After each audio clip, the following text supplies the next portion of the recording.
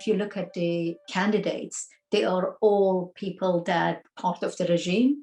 They have had blood on their hands in terms of killing people, massacring people, and 3 of them stands off in terms of committing crime against humanity, also the rest of them as well. So I guess this election, what they call it election, which it's really funny because under no circumstances in any country, this is called election. And it's an election between people who belongs to the regime.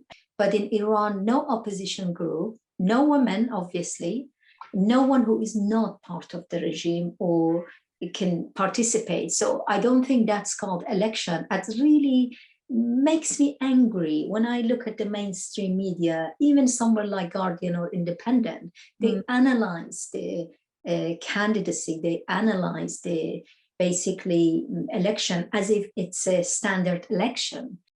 Raisi, who was in charge of massacring political prisoners in 80s, and everyone knows that. And actually, he is sanctioned by the European Union.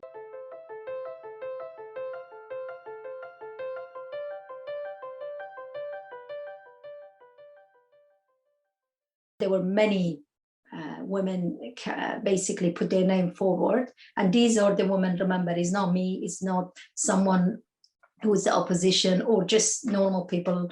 No, they're not. These are women who have been very strong supporter of the Islamic regime. They reject them all because if you look at their kind of their policy and their laws, women are second-class citizens.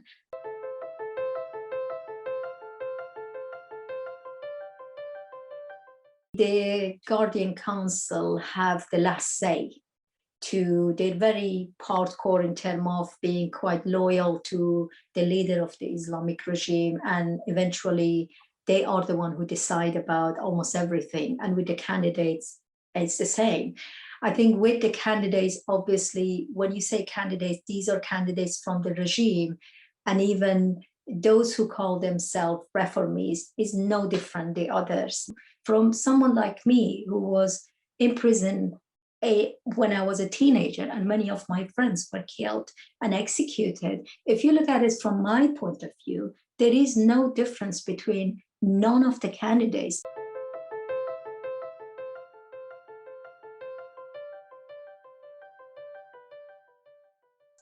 These people are people who have shown that they have no mercy on people. So someone like Raisi or any of these 7 candidates coming under power, the first thing they would do, they tighten the restriction, they would suppress more, they would arrest more. So it's actually the situation would be even worse, not better. They are talking about 2 specific laws that they want to bring to their parliament and talk about it. One of them is having more restriction on internet, meaning that they want to restrict people getting message from outside world. And the other one is that basically passing a law that says if prisoners get arrested for, let's say, under the accusation of assisting what they call it, the foreign countries, then the charge should be execution. So something like giving execution to those who've been arrested because of what they call it kind of espionage or anything like that, they mean the dual citizens, dual nationals. Part of Ibrahim Raisi suggested that the one that says that putting more basically security and restricting the internet for people in Iran. The other one was suggested by some other basically section of the regime, not necessarily, I'm not sure if necessarily from the candidates, but it was put forward for the passing in the parliament.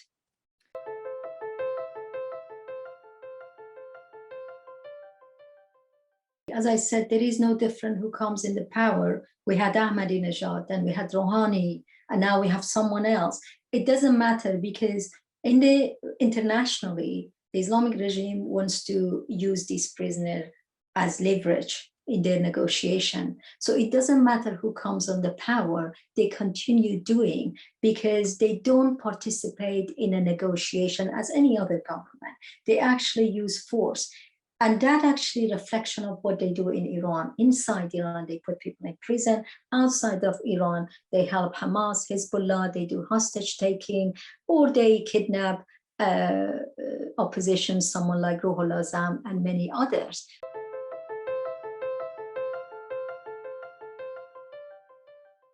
The human rights abuse in Iran has started from the day one when the regime, I would say, stole our revolution and started attacking women to begin with, attacking different parts of the country who were fighting against the regime, and then started executing people in 80s. And then the decades after that, they started attacking the demonstrations.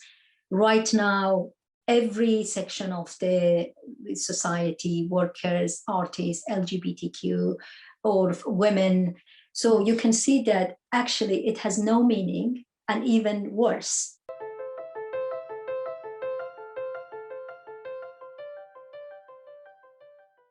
Well, I think the European country, for example, and the state, they're really looking forward to have someone in the government so they can continue the process of negotiation on nuclear power, which they're doing it on and off in Vienna now. So they are looking forward to do that because obviously they want to invest in Iran. Obviously, they want to have economical situation with Iran.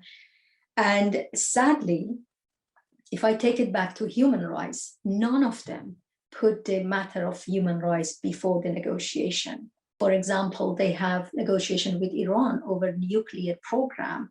There is no question of, we're not going to do negotiation until you free political prisoner or dual nationals.